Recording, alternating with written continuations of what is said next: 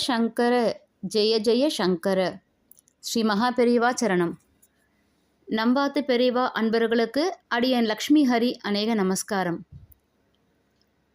வேதம் இந்த லோகத்தை ரட்சிக்கிறது வேதம் மட்டும்தான். வேத சம்ரக்ஷணம் அப்படின்னு நம்ம நிறைய கேள்விப்பட்டிருக்கோம். நம்மளில் சில பேர் வேத சம்ரக்ஷணம் பண்ணிட்டும் இருக்கோம். வேத சம்ரக்ஷணம்னா என்ன? வேதம் சொல்கிற குழந்தைகள வேதத்தை நம்மளால் முடிஞ்ச அளவுக்கு கைங்கரியம் பண்ணி காப்பாற்றுறது.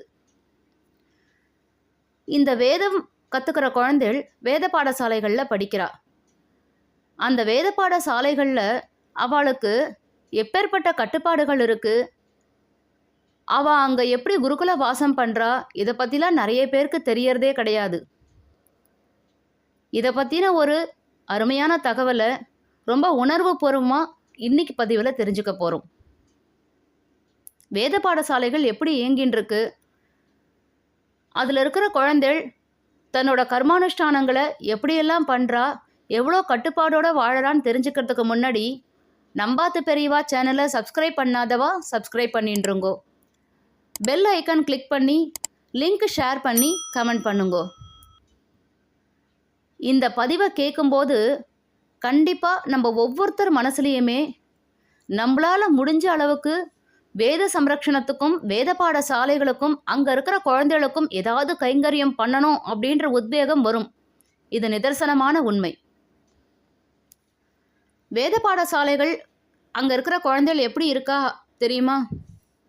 காலையில் பழையது இல்லைன்னா உப்மா, மத்தியானம் சாதாரணமாக ஒரு கறியோட ஒரு சாப்பாடு, சாயங்காலத்தில் கரைச்சி குடிக்கிற அளவுக்கு மத்தியான சாதம், ராத்திரிக்கும் மத்தியானம் வடித்த அதே சாதம்தான். காஃபி, டீ, பால், தோசை, இட்லி எதுவுமே கிடையாது. வருஷத்தில் சித்திரை மாதம் மட்டும் 15 நாள் லீவுக்கு ஊருக்கு போயிட்டு வரலாம். ஆனால் அங்கே போனாலும் தினமும் எல்லா அனுஷ்டானங்களும் பண்ணணும். சுமார் 2 மணி நேரத்துக்கு பாடம் நடக்கும். அதுக்கப்புறம் 6 மணி நேரம் சந்தை சொல்லணும். ரொம்ப கஷ்டமான படிப்பு இது. கண்டிப்பு ரொம்ப அதிகம். அவள் நினச்ச உடைய அவளால் உடுத்த முடியாது. அந்த சின்ன வயசுலேயே அவள் உடைய அவளே துவைச்சி போட்டுக்கணும். விளையாட வேண்டிய வயசில் விளையாடாமல் மற்ற குழந்தைகள் மாதிரி ரொம்ப நேரம் தூங்கிட்டு மெதுவாக எழுந்திருக்காம, சீக்கிரம் தூங்காமல் லேட்டாக தூங்கிட்டு அம்மா, அப்பா, சித்தி, சித்தப்பா, பெரியம்மா, பெரியப்பா, தாத்தா, பாட்டி, அக்கா, தங்கை இப்படி எல்லா உறவுகளையும் விட்டுட்டு ஒரு டிவி உண்டா, சினிமா உண்டா, இல்லை ஒரு பொழுதுபோக்கு தான் உண்டா, ஜாலியாக லீவில் ஊர் சுற்றினோம்னு உண்டா? இப்படி எதுவுமே கிடையாது இந்த குழந்தைகளுக்கு. வருஷத்தில் ஒரு தடவையோ இல்லை 2 தடவையோ தான் இவாளுக்கு விடுமுறையே கிடைக்கிறது.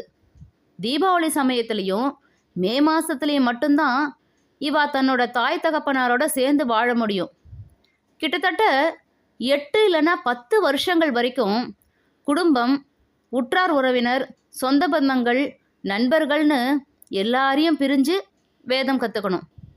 வேத பாடசாலையில் தன்னோட பாடம் கற்றுக்கிற சக மாணவர்கள் தான் இவாளுக்கு நண்பர்கள்.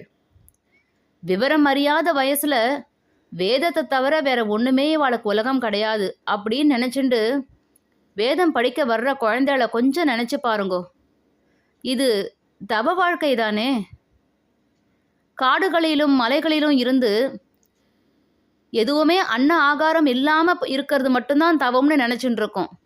வேத பாடசாலையில் வேதம் கற்றுக்கிற குழந்தைகள் வாழறதும் தவ வாழ்க்கை தான். எழுத்து வடிவில் இல்லாத வேதத்தை பதம், கிரமம், ஜடை மற்றும் கணம்னு பிரித்து அத்தியனம் பண்ணுற முறையிலையும், அதில் விதிக்கப்பட்டிருக்கிற கட்டுக்கோப்பான ஸ்வரங்களின்படி ஓதும் முறையிலையும் ஒரு வார்த்தை கூட, ஏன் ஒரு அக்ஷரம் கூட கூட்டவோ குறைக்கவோ முடியாதுன்ற அளவுக்கு ரொம்ப கவனமாக தலைமுறை தலைமுறையாக வேதம் ஓதப்பட்டு வந்துட்டுருக்கு. இதெல்லாம் எதுக்காக நடக்கிறதுன்னு யோசிச்சு பார்த்தேளா? எல்லாமே லோகக்ஷேமத்துக்காக தான். இந்த வேத விருட்சம் நன்னா வளரணும்னா நம்மளாம் தானே நீர் விடணும், உரமிடணும். அப்படின்னா நம்ம என்ன பண்ணணும்? இவாளை பாதுகாக்கணும். தேசத்துக்காக ஒரு மகனை தர்றதும் வேதத்துக்காக ஒரு குழந்தைய தர்றதும் ரெண்டுமே தியாகம்தான்.